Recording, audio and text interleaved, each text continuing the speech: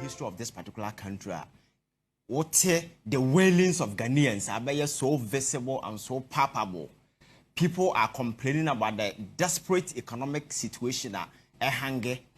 People are really wailing. And when you look at the tunnel, there is no light at the end of the end.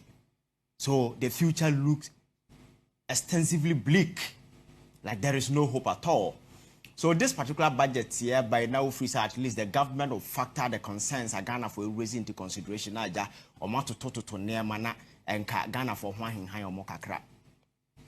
but the insensitivity, you know, so as science will be now walking about what happened in Keita. Tidal wave, air accident at sea. The president of the country could not even go on social media to tweet.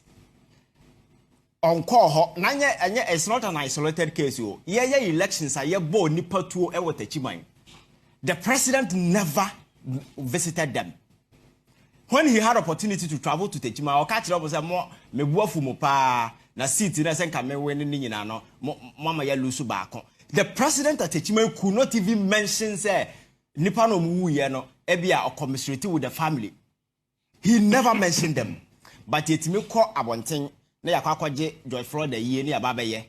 Tidal wave ebisi wo Sudan. The Ghana led the delegation. I'm the vice president na lead to Sudan to commiserate with the Momusika. So yakasa insensitivity. That is the highest level of insensitivity.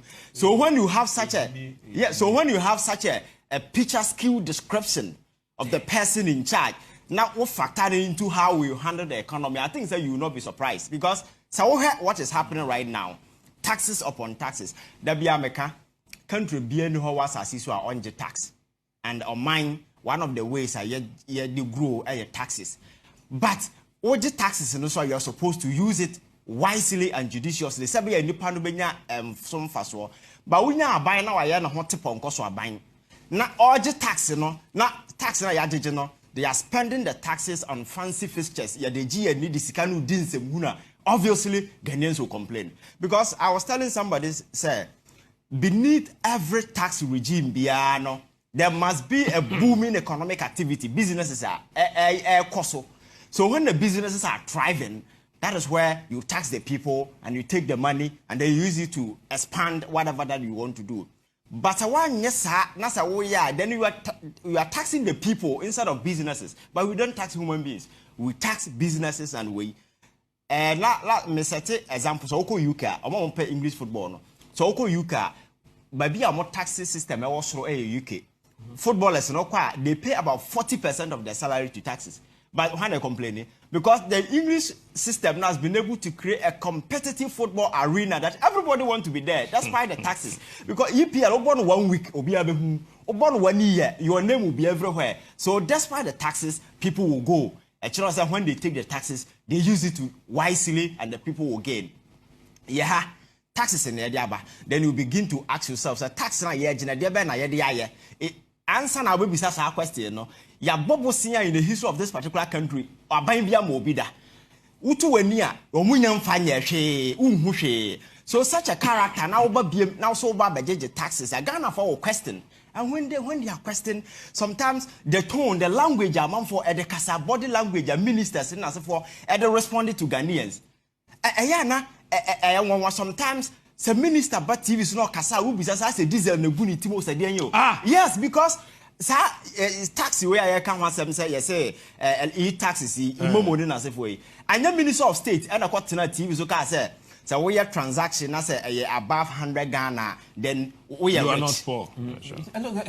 Yes, and you deserve a good team. What Samba Bonchaba can be observed was sent cumulatively to 3,000 near tax. They are even confused. On your serious. Say you deserve a good team. Nasa, we are minister of state. Now, when our cancer, what could squares are near Manina. Your classic definition of how you define it. Your friends of poverty, because poverty around the world, the acceptable metric I use a GDP per capita.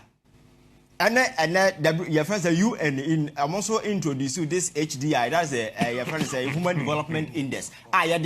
These are globally they assess and Africa. So we get all the ratings are clear. You see, say we are living in an impoverished society. So you can never go and sit on TV as a minister and speculate in an attempt to redefine poverty and what poverty means. About the saying now, your friend is saying, oh yeah.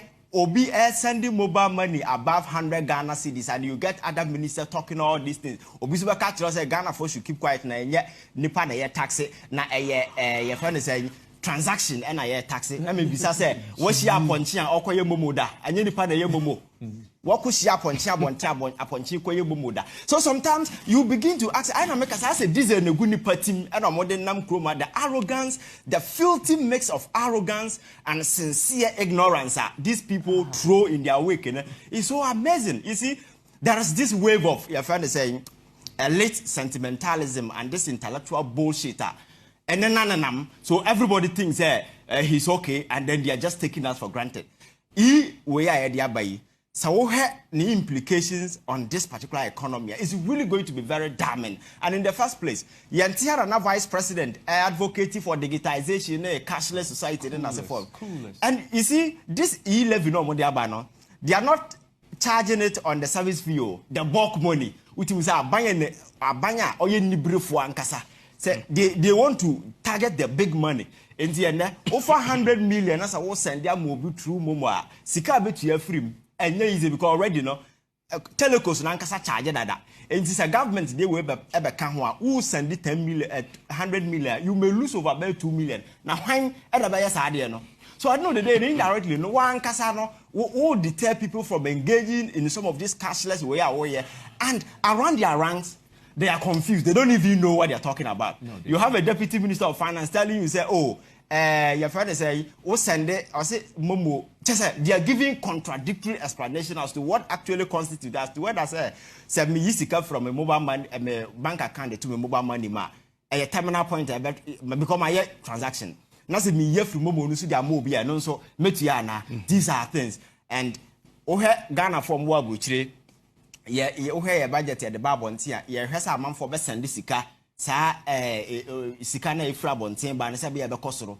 And see, and no Nipano Tiabuchino, why the best and this sika about knowing Vels or the Sika bar, Sikabotiano so eso. So indirectly, one Casano, you are trying to use all these means, Sabaya or Homayode, Nasicano, which is one, Semuna Edidi, Jessicana, na Afe. Nsemunu yedidia na Ghana for ho chiromo, and then the economic hardship among for women kosoro and the government has absolutely no plan to